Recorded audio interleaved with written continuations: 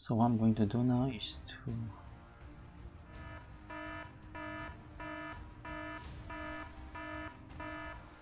oh no, this is not looking good.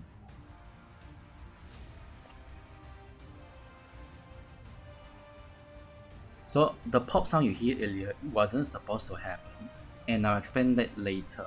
What you're about to see later is the exact reaction when I found out I messed up the second hand installation. Later on I found out the reason why this is happening is because let's take a closer look on movement in a microscope. Hi guys, welcome to another watch building video. So today I'll be building another watch and that's really exciting and I'm really looking forward to it. So the watch that I'll be building today, it's using a NH35 movement Seiko. So it shows just the date, and then I'll be building on a diverse case. So I bought this very pretty Submariner Homage case with a black ceramic bezel. So, and then I've also bought this rubber strap with bucket. So I'm really looking forward to how the build will turn out. And also not to forget the hands. It's the Rolex Mercedes with gloom hands. So I'm really excited on this particular build, and I'm really looking forward to see the outcome of it. Alright, so first things first, let's wear this finger glove so we don't get the movement dirty and we don't spoil the movement. So now let's take a look at the movement itself. This is a NH35 movement. Look at the movement. It's really gorgeous. So the first thing first is to actually install the dial on this movement. So as you can see here, there's two holes that I need to put inside. So one over here, one over here. So let me show you the dial that I'll be using today. This will be the dial. It's a really beautiful Seiko dial. So as you can see from the dial, it's actually inspired by the Rolex Submariner, but with a Seiko logo. I really think this will look very good on the watch. So I'm just going to place it over the movement just for now, and take a look at the pins. So there's two pins behind this dial. So I just need to find out what pins fits inside this dial and what pins are redundant and need to be removed.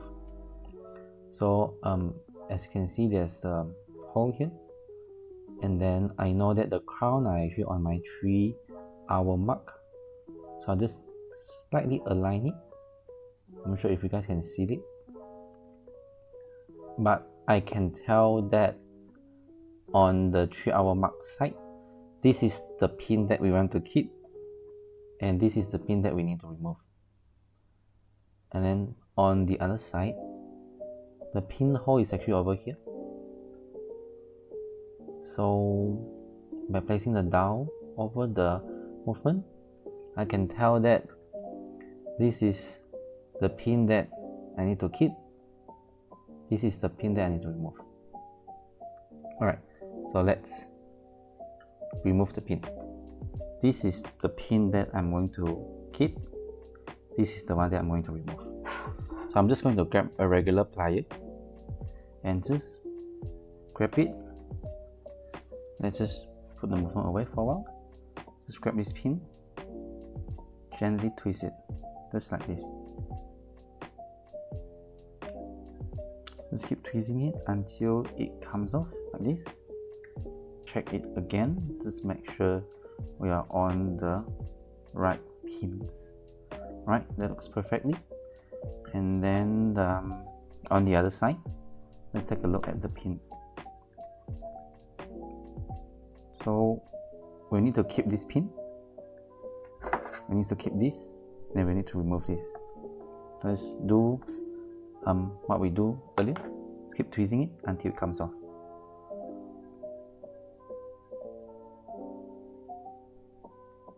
Alright, it's off. And as you can see, the dial are left with 2 pins on it. So what we'll do next is to actually foil down the sharp edges here. I'll be using just a household item, which is a nail clipper. You can use a sandpaper, or you can also use a foiler if you have. But for me, I happen to have this nail clipper. Our surface here will do the trick. So before we foil it, let's move the movement away for a while, so we don't dirty or pollute the movement. So what I'm going to do now here is just to fold it down gently onto another side, just to fold it down. The pin over here came off really clean actually. I'm really happy about it. So I think just a gentle foil will do. I think we are good. So what I'm going to do next is to bring the movement back in, turn it to the right orientation, and then to gently install the dial on the movement, and it should fit perfectly.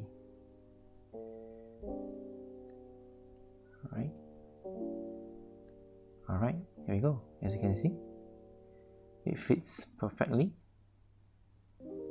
and it should go flush against the movement with the dial. Yeah, as you can see over here. So take a closer look. A few more gentle tap on the dial to make sure it fits perfectly, and it looks really good. So just to give a few puffs to blow off any dust. Remember to blow the movement at the back as well. Look at it. I'm really happy how it turns out. So now we can move on to install the hands. Now we are on to setting the watch hands. I bought 2 sets of this just in case I mess up, so I have a backup hand. But for now, I'm just going to use 1 set and see how things go. So how we go about setting the hand is we go into time setting mode, and we just keep turning the time until the dead switches. As you can see, it's almost switching now, so meaning it's close to midnight. And we are just going to set the hour and the minute hand at midnight exactly. So you can see the dead just turned, and we can now start setting the hour and minute hand at 12 in the midnight. Something recently that I've learned about, easing the steps in installing the hand is to actually have a watch movement holder like this. So you can set the movement in it, and it doesn't move around. And then to actually elevate your movement higher and closer to you, or closer to your eye level. So in this case, I look for any box. I have this polishing box, so I'm just going to set this movement actually higher, elevate the movement. So I'm going to install the hand like this. That way I can have a closer look at how well the hand was being installed, and that can actually reduce a lot of error. So I'm just going to use a rotico here to pick up the hand to install the movement. And then I've prepared my hand pushing tool over here, and I'll start by using the black color tip here for the hour hand for now. One thing to note on the hand installation is the orientation of the hand. So I'm not sure if you can see, we need to know what's facing down. So this way it's facing down, so I'm going to install the hand this way. Wish me luck.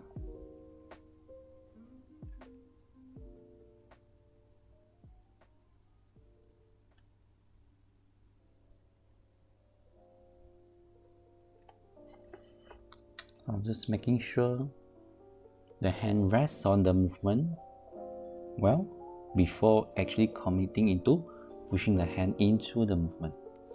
So I'm going to start gently and then work my way slowly.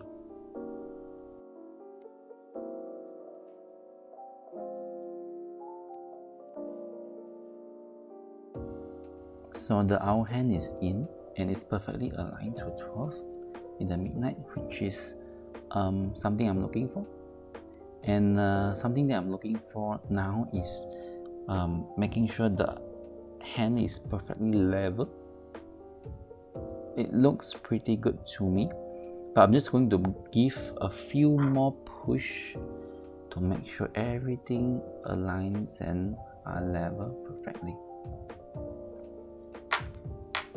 To me, that looks pretty good actually. So right now I'm continue using my radical to pick up the minute hand.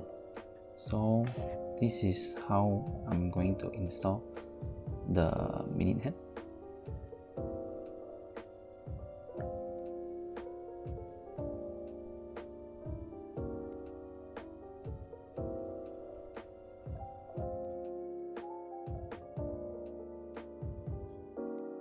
I actually noticed the hour hand is actually crooked, as you can see from here. So I'm just going to remove both the hands and redo the hand installation all over again. So how we're going to do this is to have a plastic so we don't scratch the dial, and then I have this hand remover tool. So I'm just going to do this very gently, and hopefully I don't mess things up.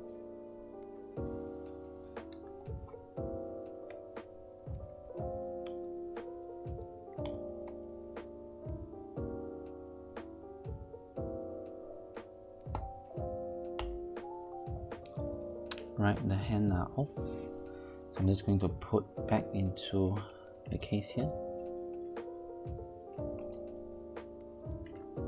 and now we're going to redo the hand all over again.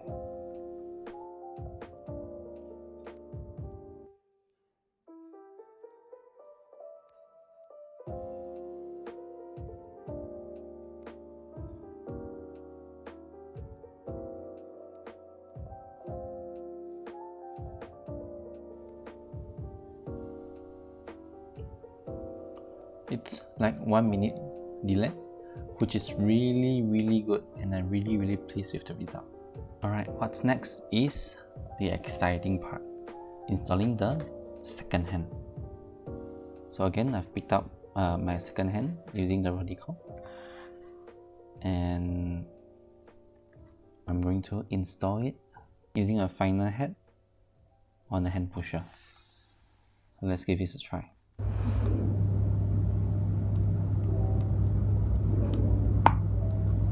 Hi guys, this is Future Artist speaking. What you just saw just now is the exact moment where I mess up the second hand installation. So the pop sound you hear earlier, it wasn't supposed to happen, and I'll explain that later. What you're about to see later is the exact reaction when I found out I messed up the second hand installation. Enjoy. So what I'm going to do now is to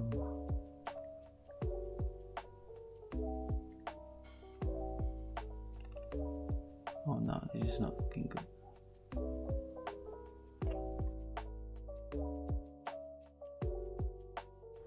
Hi, it's me again. So let me explain what really happened. The problem here is when I installed the second hand and I tried turning the minute and hour hand, the second hand turned together, and this is not supposed to happen. Later on, I found out the reason why this is happening is because let's take a closer look on the movement in a microscope. So this sharp point is where the second hand are supposed to lie, and apparently I installed the second hand in between the gap of the minute hand and the second hand. Hence, when I try to turn the minute hand, the second hand turned together.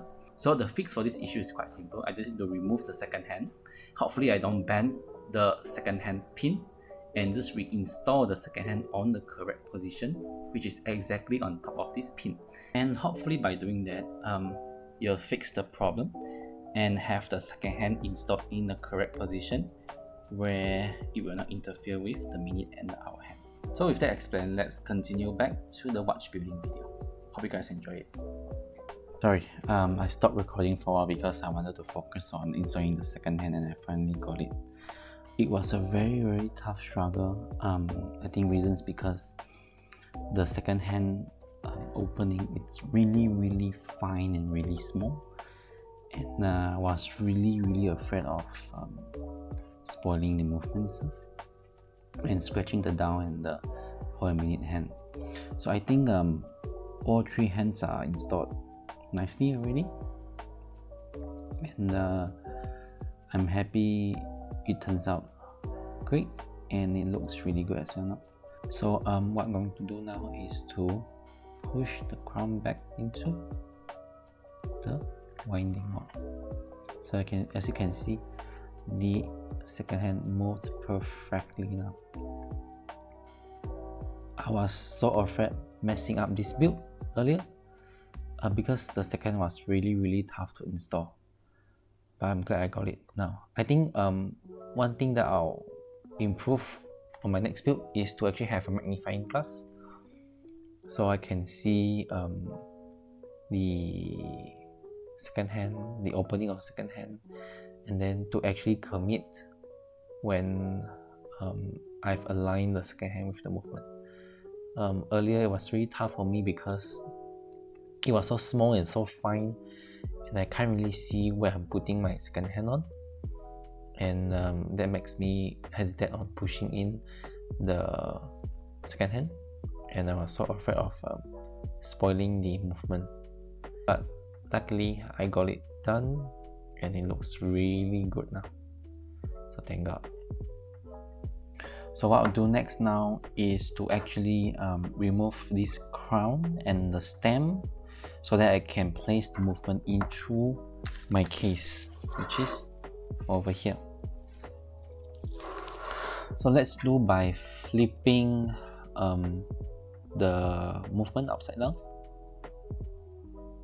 and then now we just need to pull the stem out. So I'm going to press on this lever here to release the crown and the stem. Here we go.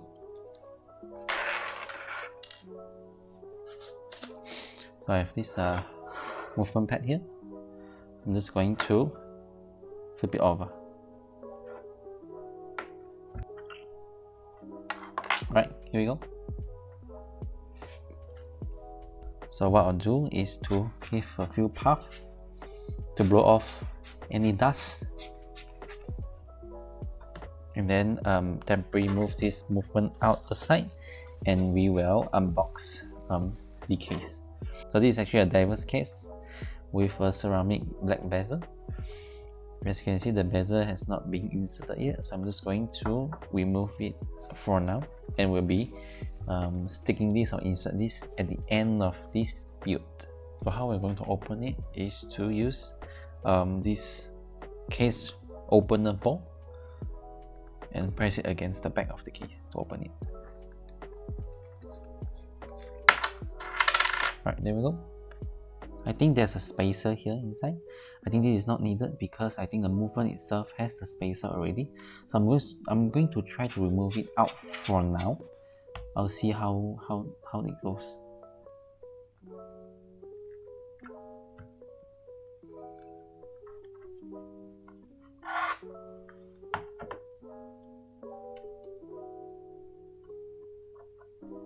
Okay, I guess I'll need the spacer.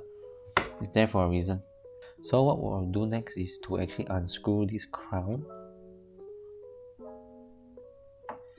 and then screw in the stem that was provided with the movement.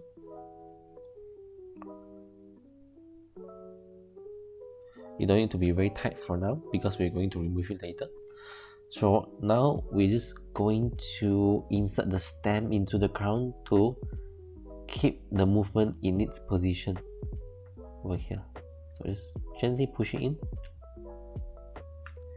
and then try to wind it. Yeah, as you can see, we can wind the movement, meaning the stem is actually in already.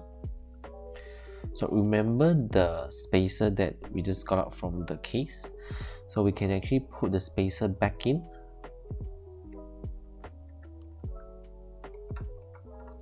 Make sure it fits. So the purpose of the spacer is to keep the movement in place as well. so the movement wouldn't move around in the watch.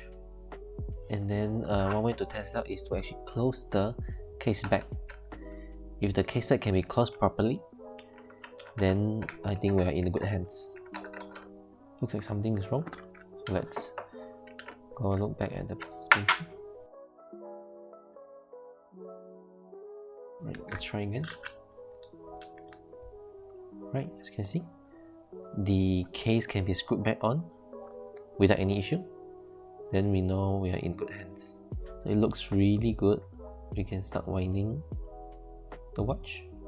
It's moving perfectly. Alright, so what's next is to actually remove this stem and crown together and to cut out the excess stem. So let me show you how to do it. We turn the watch around and open the case again using the bolt, and then the proper way of doing it is to actually use a caliper to actually measure the length between the end of this thread to the crown here. So again, the proper way of doing it is to use a caliper, but I do not have a caliper, and instead I've found an alternative that works just like a caliper. Let me show you. So it's actually a compass. Alright, so let me show you how I do it. So I'm going to measure the length between the end of the thread and the end of the crown. So this is roughly the length that I need to cut the stem for the stem to fit perfectly into this case. So the first thing I'll do is to again remove the stem in this watch. Look for the lever, have a gentle push and remove the crown. There we go. This is roughly the length that I'll need to take off the stem. So I have a marker pen over here just to mark down how much to take off. So I'm going to take a little bit less than what I measured earlier. So it's always advisable to take off bit by bit, because if it's too long we can always cut it later. So I have this cutter here to get the extra stem off. So what I'll do next is to actually get a sandpaper to fold it down. Here's a sandpaper to fold it.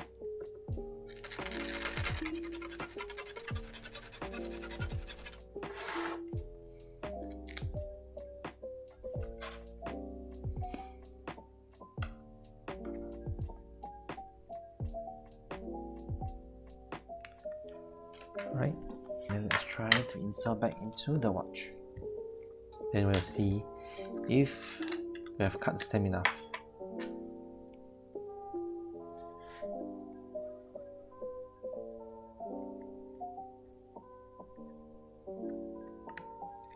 Okay, it's winding.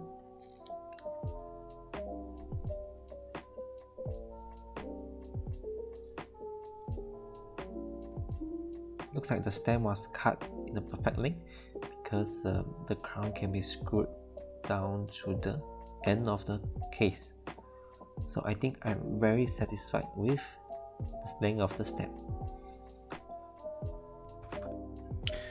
So I'm really happy about the stem. So now just greasing up the gasket to prepare to seal the case. So now just using a pair of tweezers to pick up the greasy gasket and to install it inside the case to make sure everything fits tightly for waterproofing of the watch.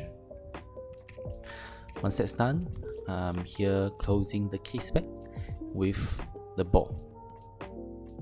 So next is to actually install the bezel insert. I'll be using a sharp tweezer to remove the double-sided tab in the case, and then do a quick puff on the bezel to remove any dust, and then gently placing the bezel insert in the case.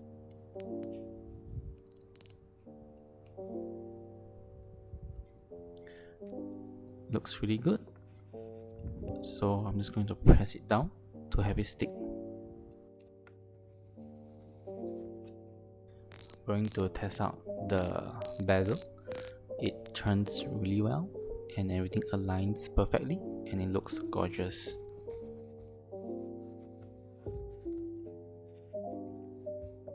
So the last step is to actually install the rubber strap, and this rubber strap actually features curved edges, which I think looks really well with this kind of watch.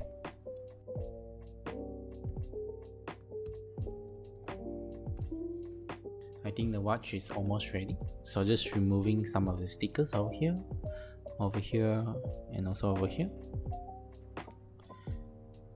and also removing the stickers on the strap. It looks really good.